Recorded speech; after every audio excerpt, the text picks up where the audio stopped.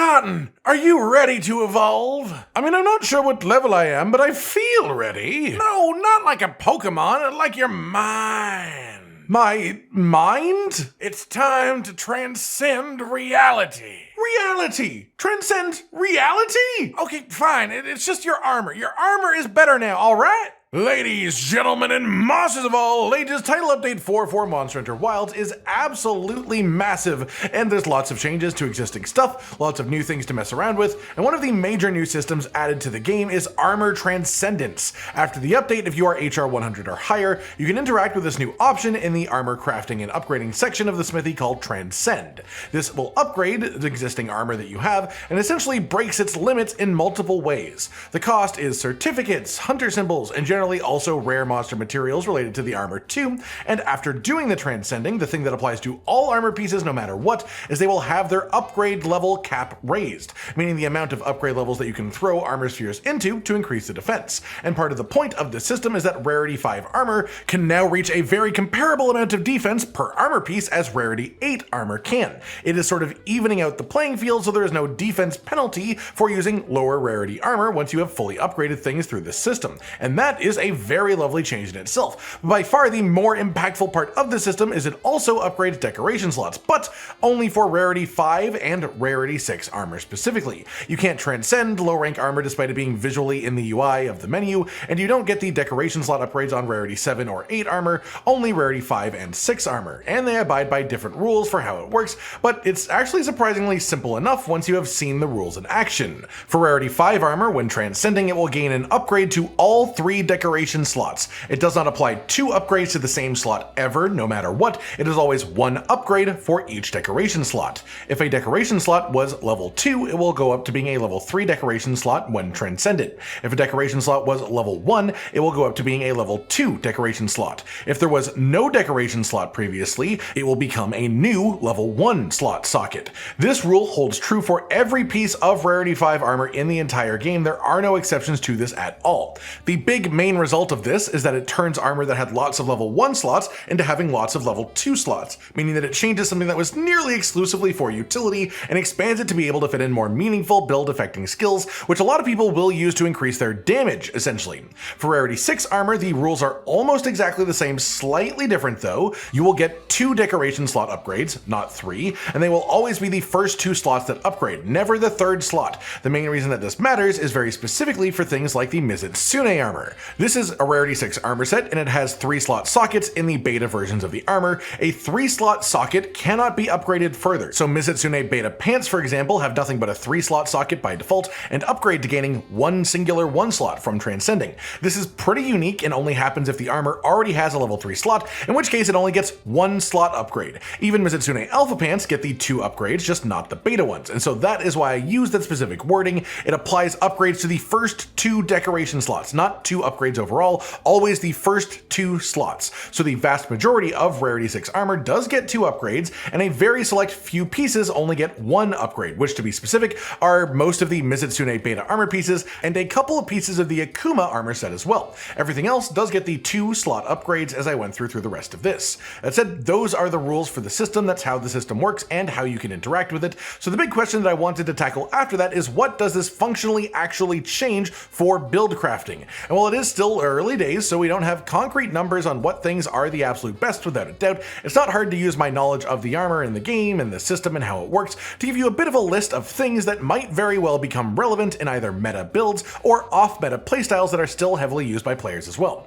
First up then, let's talk about the festival armor sets. I'm going to be showing a lot of these things just through helmets to keep it relatively simple to actually show you, but the festival armor sets all have a set bonus that makes them extremely relevant while their festival is active, giving you extra items and extra damage during the festival too. These sets are often used during the festival, especially the 4-set versions, and now with armor transcending, all of the festival armor set just gain 3 slot upgrades to them to make them stronger because they are all Rarity 5 armor sets. The Dreamwalker armor specifically also has flare on all of its pieces, and with flare suddenly becoming a more relevant skill in the new patch, there is a chance that this could become useful even outside of the festival and the set bonus, but I think in 95% of situations you'd rather just use better armor and put flare decorations in the slot sockets if anything, but it's still worth pointing it out. And the same goes for the artian armor. The skill efficiency makes me think it probably still won't be used even if Flare turns out to be a meta skill now with the new balancing, but it's worth mentioning these sets just in case as a Flare focused armor set if that does happen. For support type builds especially, like wide range and speed eating and free meal type of setups, there are now 3 armor pieces that got significant upgrades and can fit in these playstyles in varying ways.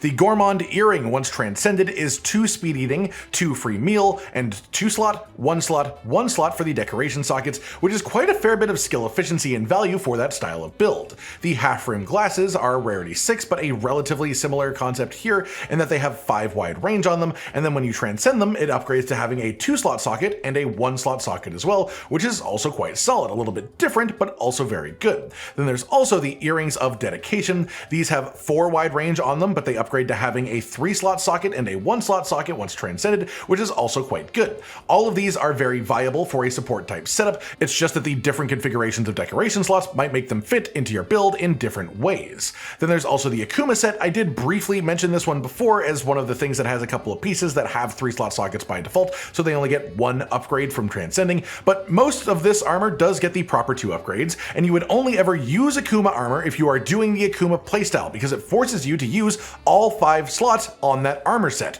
But this set is simply a little bit more powerful once transcended than it was before, with the helmet as an example upgrading to have 2 3 slot sockets, which is a lot of potential gain for builds based around using that playstyle.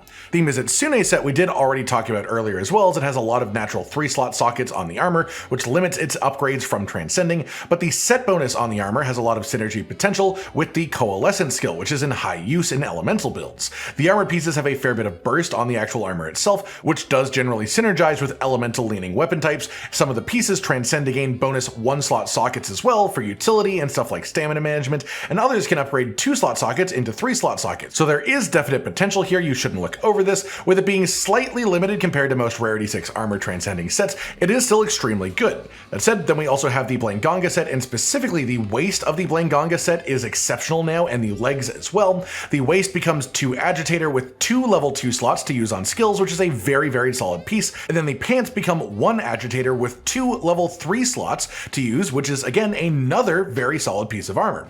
And if you want agitator in your build, there's a decent chance that these 2 pieces might be relevant to you, unless you are specifically using a build where every one of your armor pieces is chosen because of the set bonuses that they offer. Rathalos and Guardian Rathalos armor sets have gotten a nice improvement as a result of the transcending as well. This is mostly relevant for people who want to use the Scorcher set bonus, the Rathalos Flare, because there are builds based around that do quite well, and then also for people that like using Adrenaline Rush. The Rathalos chest piece when transcended is 2 Adrenaline Rush and 2 2-slot sockets, and the Rathalos waist when transcended is 2 Adrenaline Rush, a 3-slot socket, and a 1-slot socket. Both of those armor pieces very solid for Adrenaline Rush. The Suja Sash waist is a uniquely very interesting piece, 3 Divine Blessing, and once transcended it has a 3-slot socket as well as a 2-slot socket and a 1-slot socket, so it's really not bad if you want full Divine Blessing regardless. But again, it only really works if you aren't hunting to maximize your active set bonuses, as it doesn't have any set bonus of note.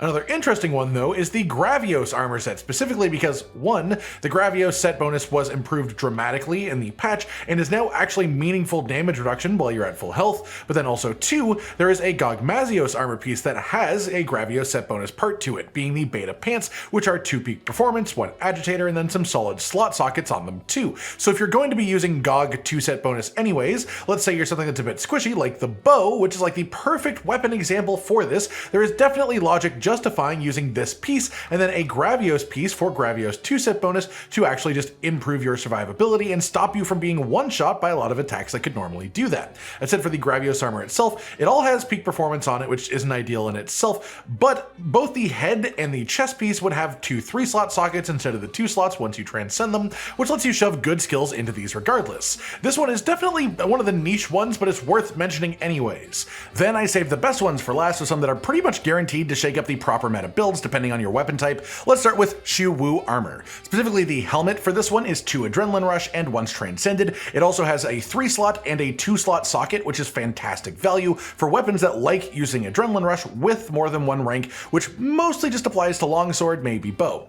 The pants are also great value for any weapon that likes Adrenaline Rush at all, even only 1 rank, because of the way that this works, giving you 1 rank of Adrenaline Rush and then a 3-slot socket, a second 3-slot slot socket and a 1 slot socket when it is transcended, and this is extremely good value with a lot of customizability to add on top of it too.